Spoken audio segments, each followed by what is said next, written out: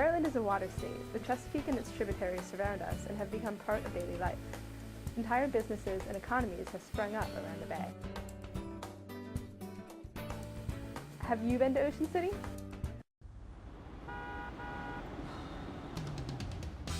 This is Rodney. He's a lifeguard from Ocean City, Maryland. It's his job to save people from boredom. Don't worry, ma'am. Ocean City isn't far. With a famous boardwalk, 11 miles of beach, and a whole lot more, Ocean City, Maryland is the perfect way to breathe life back into your life. Boredom can sneak up on you without any warning. You just got to be careful out there. Visit OCOcean.com or call 800-OC-OCEAN. Beach cities like Ocean City are a prime example. Much of the city's income is focused on tourism and the use of its beaches. In 2006 alone, tourism was an $11.4 billion industry. However, with each year, more and more of the beaches are reclaimed by the ocean. In an effort to slow the effects of erosion, we practice beach replenishment. Here, in Maryland, it is led by the Army Corps of Engineers.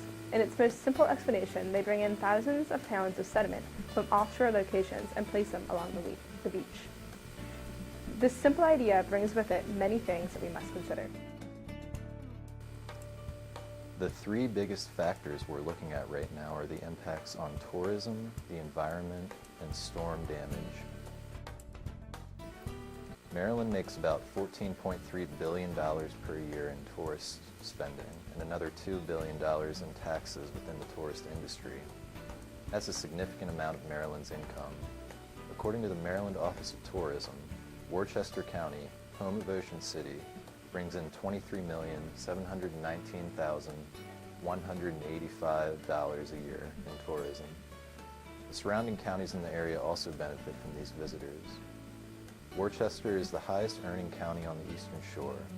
Its only competitors are the counties surrounding the cities of Baltimore and D.C. It's a growing industry, too. Earnings from Worcester are up 10%. So the Eastern Shore is actually the fastest growing tourism sector in Maryland. With the economic problems this country is facing, a growth in jobs and income can only be good.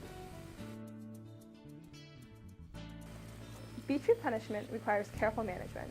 In more fragile ecosystems, the sudden destruction of the environment can cause major damage. Maryland is a bit lucky in that regard, but other areas require more careful consideration. We have a lot of measures in place to make sure that you don't impact the local marine life. One of the things would be, this may lead into your next question, what are the measures that we take to protect them? We do have whale observers on the dredges. That's a requirement. And then we also do, we restrict when the dredging can be done to some extent. I would say that the biggest impacts would probably be to sea turtles, but because of the screens and whatnot they have on the equipment, it's been greatly minimized. As one of the most threatened species, sea turtles are at a definite risk if we introduce yet another barrier to their well-being.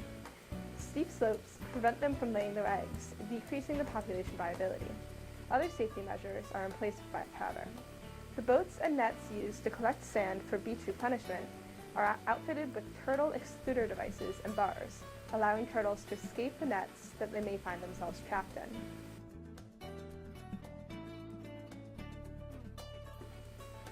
But what are we risking if we don't protect the beaches? The first replenishment program started in 1988 and cost $83.8 million, a huge investment. Since 1991, that investment has saved the state an estimated $717 million in property damages. Wider beaches means a larger surf zone and a larger area for crashing waves to dissipate their energy. How much worse could it have been? Imagine entire blocks of the city flattened by waves. But the project has to be repeated. Beach restoration doesn't stop erosion, it just allows it to eat away at something else. The current replacement rate for Ocean City is about once every 4 years. The total budget is about $267 million for this project. Even with the price of restoration, Is it economically viable to allow the beaches to erode at their natural rate? Is that not I- cost effective? I think the cat's out of the bag with Ocean City. The infrastructure's there, it's not gonna move. Yeah. And because that project provides coastal, storm damage reduction, there's not much else you can really do. You're not gonna pick up, you're not gonna abandon Ocean City.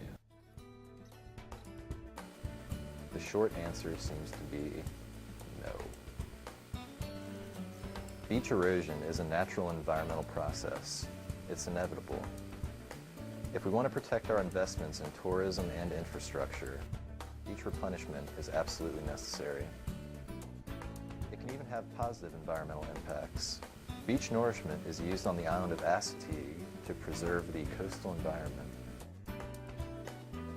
With careful management and proper planning, beach nourishment can protect human interests while preserving natural beaches with limited environmental impact.